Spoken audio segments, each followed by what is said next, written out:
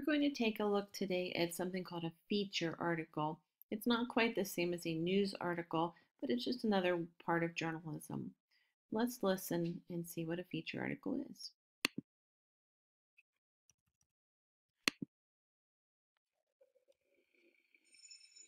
Good afternoon, reporters. You okay, Casey? Not after another school lunch of beef jerky or Reno. Thanks, JT.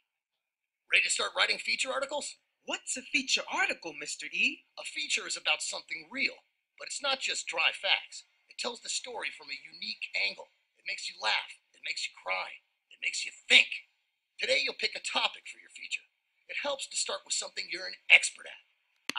I found this picture to put you in just the right mood for the article we're about to read. Then there's this picture too.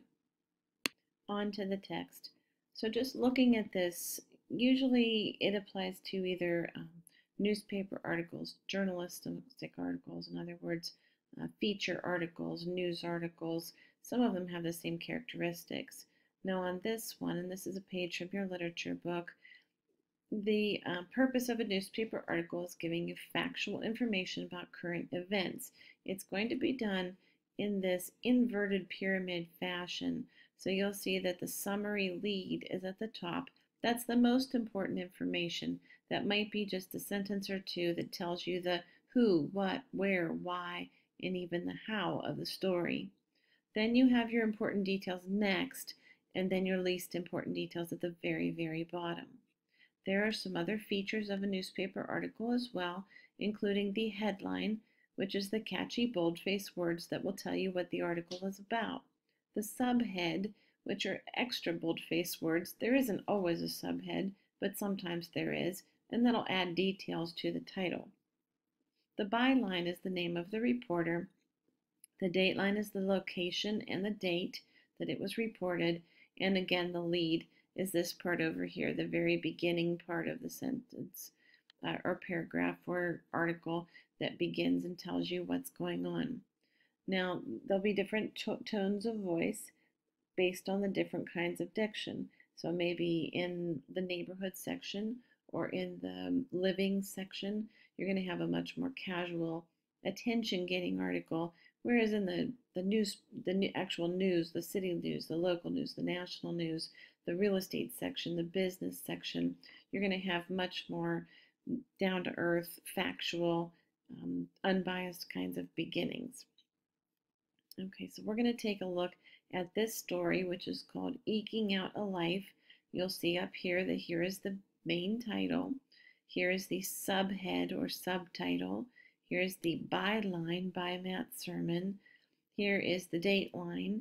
So you have the location and the date. And here's the article. Sorry about the picture there. Who knows what trials the rat named Sunny Jim endured in his days alone in the wilderness? Was he chased by voracious owls, beset by marauding gangs of streetwise sewer rats? Did he yearn for a child who had lost him on a day's outing? Well, his new owners, Haley Huttenmeyer and Nashon Rose, can only guess. The little rat that they rescued, housed, and fed isn't talking, of course. And now Rose isn't sure he wants to find out about the past of the rat they have named Sunny Jim, if that means the owner is going to come forward. Rose, in fact, has become attached to this sweet, squirming, don't call him a vermin, little guy.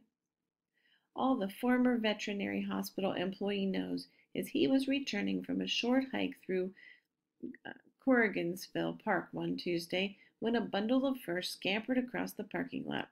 He followed it, saw it stick its nose out of a little burrow, and then, bit by bit, come to perch on his shoe.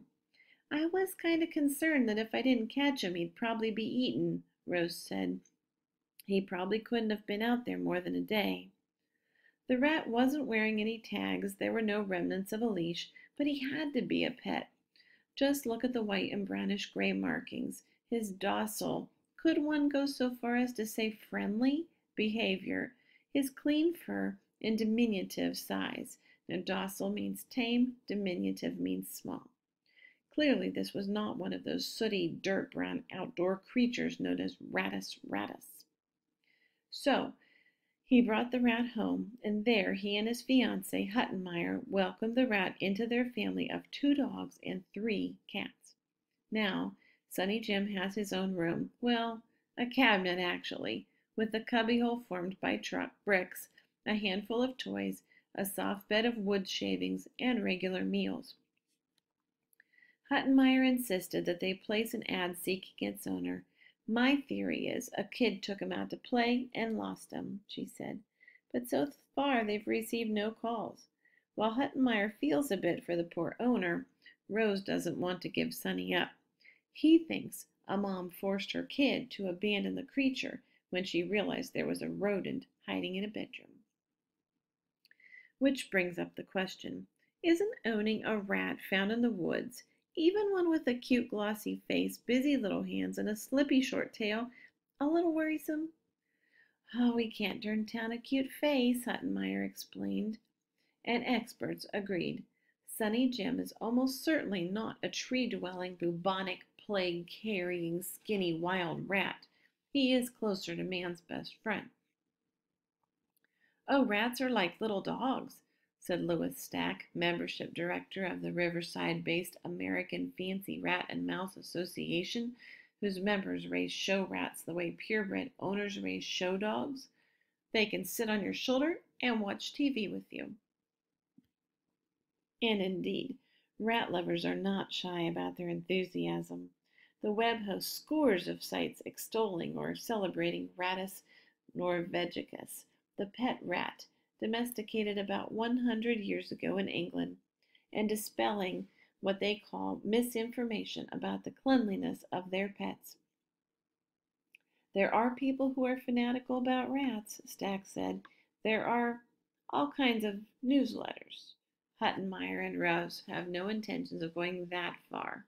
They're just happy to offer little Sonny a home, a sense of safety, disregarding one little incident with a curious cat, and a chance to take it easy for a while. And just maybe there is a chance for a rat pack. "We might even get him a friend," Huttenmeyer said. Please take a moment to look at these 6 questions and we'll go over them in a second. Do you know the answers? You can hit pause if it takes you longer than this. So the structure of a newspaper article is said to be similar to, I hope you guessed inverted pyramid because that certainly is the correct answer. The dateline of the article names which city. This one was Simi Valley, just to see if you remembered that.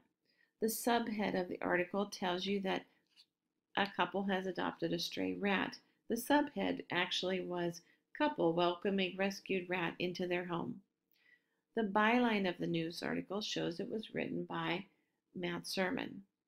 George Tudose is the author of Three Skeleton Key. Nashon Rose is the man talked about in the article, and Sonny Jim is the rat talked about in the article. Now, the lead of this article is actually one that presents the story's main ideas. However, many leads do also answer the questions who, what, where, when, and how. And finally, the main idea of this article is that a couple loves its adopted rat.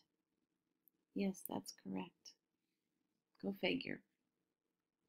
Well, that article was more of a feature article than a news story, but we will be reading some news stories after we read Three Skeleton Key, so you'll be able to keep that information in mind. All right, let's meet the writer of our story, George Tudose. He was born in 1847 and died in 1904. He was born in France and he was a playwright. He wrote essays. He was an illustrator. He really liked the sea and he worked on a history of the French Navy.